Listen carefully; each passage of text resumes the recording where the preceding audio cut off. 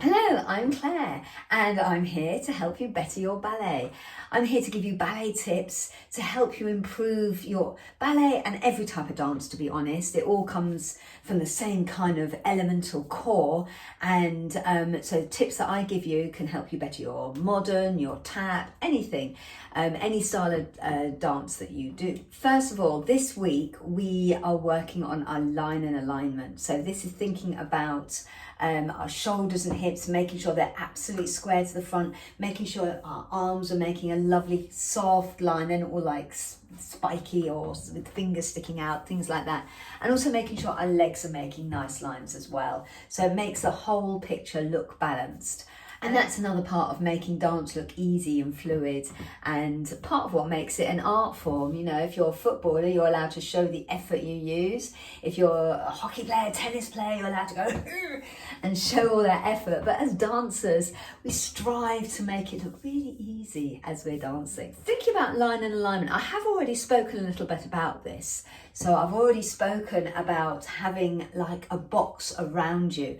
I sort of get people to imagine they're in a big glass cube rather than imagining it on the floor, because it's easy to forget about it on the floor. So imagine you've got this square cube around you, and if you're either facing the front, but if you're facing a corner, you're not actually facing the corner of the room, you're facing a corner of this cube. That way, if you have a whole row of dancers, they're all at the exact same angle the whole way along. They're not varying angles depending on whether they're nearer the corner or further away from the corner.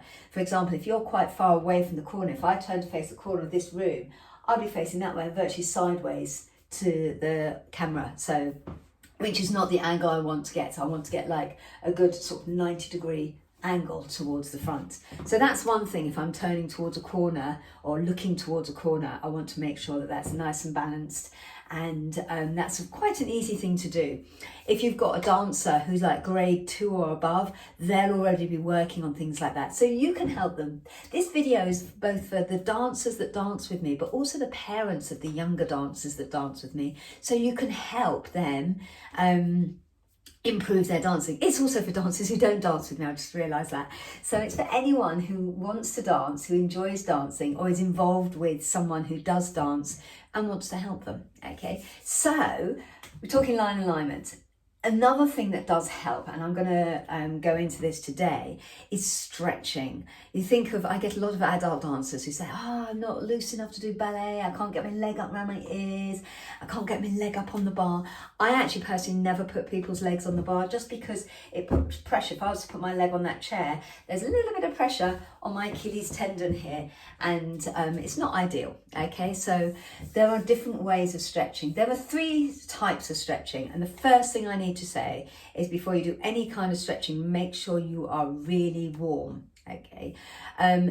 There's one type of stretching that can be included in the warm-up, and I generally do it towards the end of the warm-up, and even that, you're not pushing to extend your flexibility. That's just to take you from like standing type of mode into actually, I'm going to be moving my body a little bit more, so I want to actually start doing what we call dynamic stretching. So the 3 types of stretching are dynamic stretching, static stretching, and then ballistic stretching. That one's a little bit controversial, but I'll get back to that later. So dynamic stretching, this is the one that can be included in your warm-up, and actually a little bit should be. And what's really good about dynamic stretching is that you're working both muscle groups at the same time, because what you're doing, so if I angle my camera down a little bit, so you can see my legs a little bit better.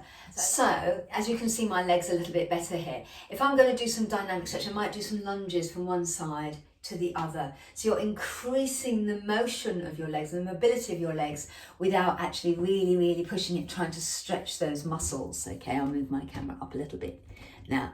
So that's dynamic stretching. You might actually do a lunge, so you're stretching this muscle, but you're also working this muscle as you're doing it. So it really does, it's a kind of semi-workout. And by that stage, you'll probably have already done something to raise your pulse rate. You'll have probably already done some kind of strength work, and got yourself a little bit warmer, a few degrees warmer.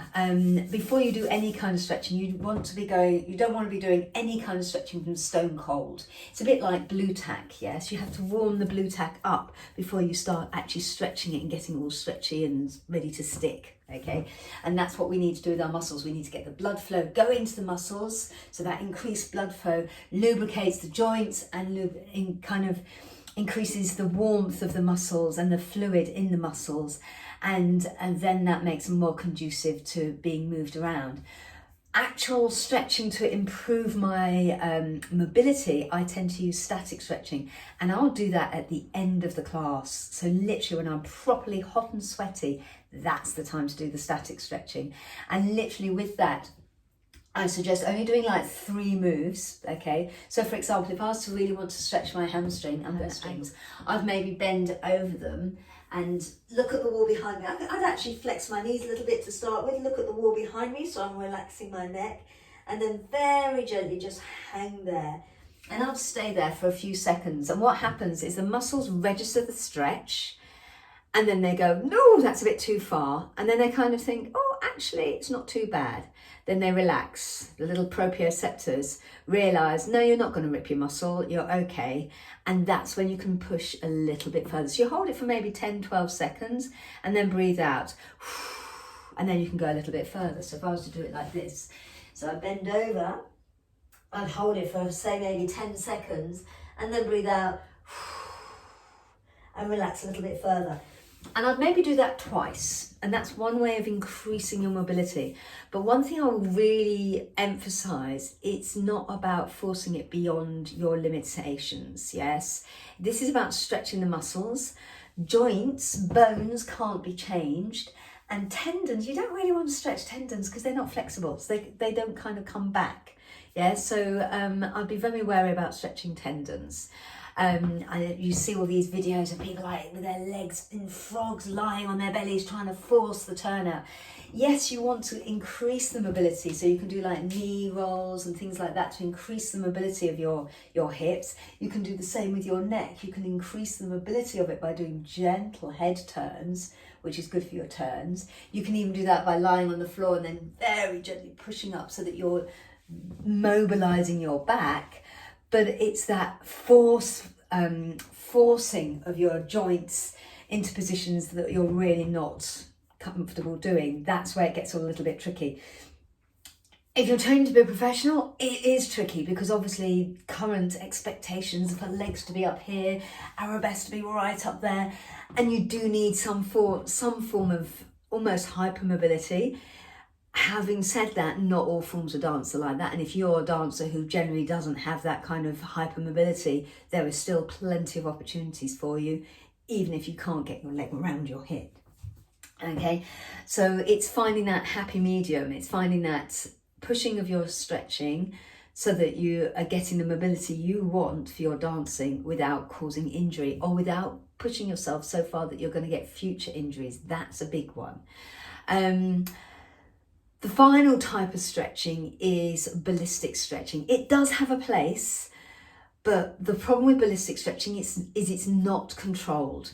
So one thing I used to do when I was dancing, I used to do like very gentle kicks like that, literally with flexed knees, both knees flexed, and it just would like gently start warming my hamstring up. But again, I'd have done this at the end of my warm up. So that's kind of ballistic because it's not controlled, and again you only do it once you're already warm really. So it's a bit of a tricky one with the ballistic one.